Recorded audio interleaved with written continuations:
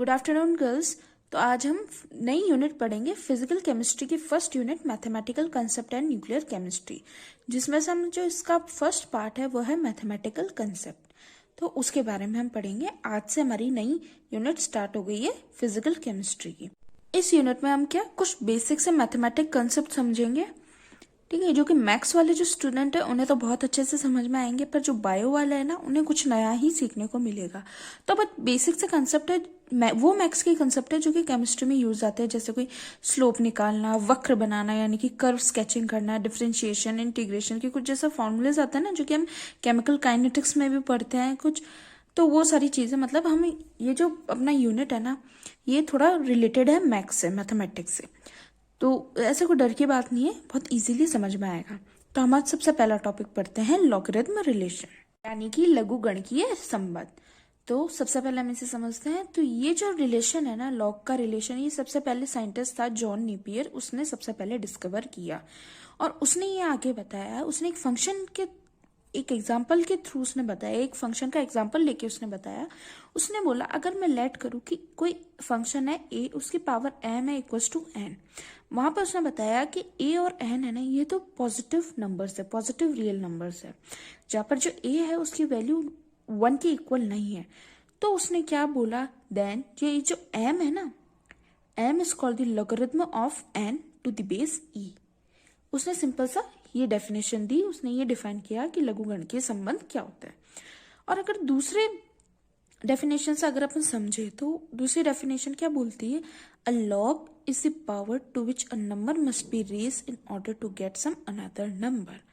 हमने वो ही किया, दैट इज उसने क्या समझा कि log n to the base a equals to m। हमने यहाँ m को ही क्या बोला था, is called the logarithm of n। और हम डेफिनेशन में भी क्या कह रहे हैं, a log is the power to which a number must be raise, यानी कि वो इस नंबर की बात कर रहा है to get some another number. तो ये हमने समझा कि लॉग यानी कि लघुगणकीय संबंध क्या होते हैं।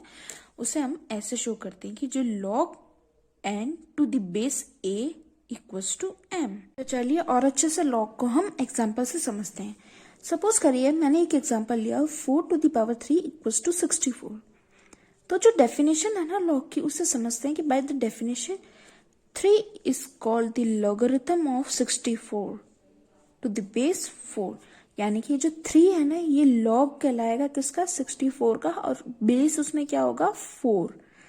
क्योंकि हम यही तो कह रहे हैं ना कि अगर हम log of 64 to the base 4 अगर हम निकालेंगे तो उसका आंसर आएगा 3। सेकेंड एग्जांपल लेते हैं, जैसे 3 to the power 4 equals to 81 होता है। लॉग की डेफिनेशन से ये क्या होगा, 4 होगा logarithm of 81 to the base 3। और इसे हम कैसे लिखेंगे, log 81 to the base 3 equals to 4। ये जो नीचे जो ये जो टर्म है ना 3, इसे हम बेस कहेंगे, हिंदी में हम आधार कहेंगे, लघुगणित का आधार, ठीक है। तो ये कुछ एग्जाम्पल था। तो इससे हमें क्लियर होता है कि भाई हम लॉग को कैसे डिफाइन करते हैं। अगर हम देखते हैं कि जो लॉगरिथम होता है ना उसके दो तरह के बेसिस होते हैं, यानी कि लघुगणित के कितने आधार होते हैं, दो तरीके के आधार होते हैं। पहला होता है log with base E and दूसरा होता है लॉग विद बेस 10। यहाँ पे बेस ई की जो वैल्यू होती है वो होती है 2.17828। बेस ई और बेस 10 में एक रिलेशनशिप होता है जो कि हम आगे पढ़ेंगे। अभी सिर्फ हमें इतना ध्यान रखना है कि जो लॉगरिथम होते हैं उसके दो तरीके बेसिस होते हैं, दो तरीके के आधार होते हैं। एक तो होता है बेस ई और दूसरा होता है विद द बेस 10। फर्दर हम देखते हैं कि जो लॉग होता है ना, लॉगरिथम, यहाँ बार बार लॉगरिथम है तो अपन बड़ा वर्ड ना बोल के मैं लॉग करूंगी तो आप कंफ्यूज मत होना। लॉग का मतलब ही लॉगरिथम होता है, ठीक है। लघुगणकीय के भी दो तरह के प्रकार होते हैं, 2 टाइप्स के होते हैं ये। पहला होता है नेचुरल लॉगरिथम और दूसरा होता है कॉमन लॉगरिथम। जो नेचुरल लॉगरिथम होता है ना उसे हम नेपेरियन सिस्टम भी बोलते हैं। अब हम इसको समझते हैं कि क्या होता है, a log whose base is ई और कॉल्ड द नेचुरल लॉगरिथम, यानी कि वो लॉग जिसका बेस ई है वो नेचुरल लॉगरिथम कहलाते हैं। और नेचुरल लॉगरिथम को कैसे डिनोट करते हैं, log X to the base E. हमने क्या कहा, जिसका बेस ई होगा वही नेचुरल कहलाएंगे। और जो log x to the base e है ना, उसे हम कैसे लिख सकते हैं, उसे हम ln x भी लिख सकते हैं।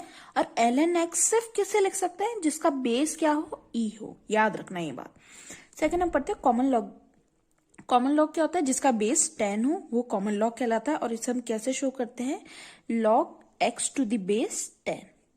इसे हम log x भी लिख सकते हैं, पर इसे अपन ln x नहीं लिख सकते, ये बात याद रखना। मैंने ऊपर बताया ना, आप ऐसे नहीं कि जिसका बेस 10 हो उसे भी आप ऐसे ln x लिख दो, नहीं, ये चीज गलत हो जाएगी।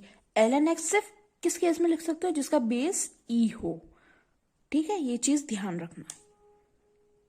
फर्दर हम रिलेशन पढ़ते हैं। नेचुरल लॉग और कॉमन लॉग के बीच में एक रिलेशन होता है, मैंने आपको बताया था। वो रिलेशन अब हम पढ़ेंगे, उसे समझते हैं। An equation for the relation between the natural log और common log is given bye.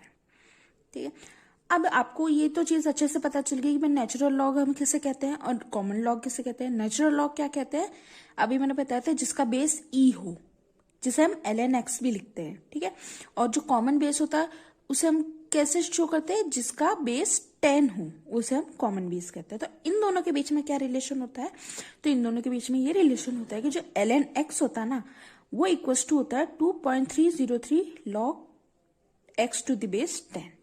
और इसे हम कैसे लिख सकते हैं, ln x को मैंने क्या बताया था, ऐसे भी लिख सकते हैं ना, log x to the base e equals to 2.303 log x to the base 10।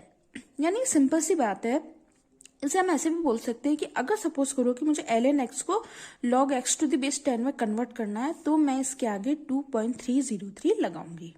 ठीक है, तो ये रिलेशन होता है कि नेचुरल लॉग में और कॉमन लॉग में, याद रखना।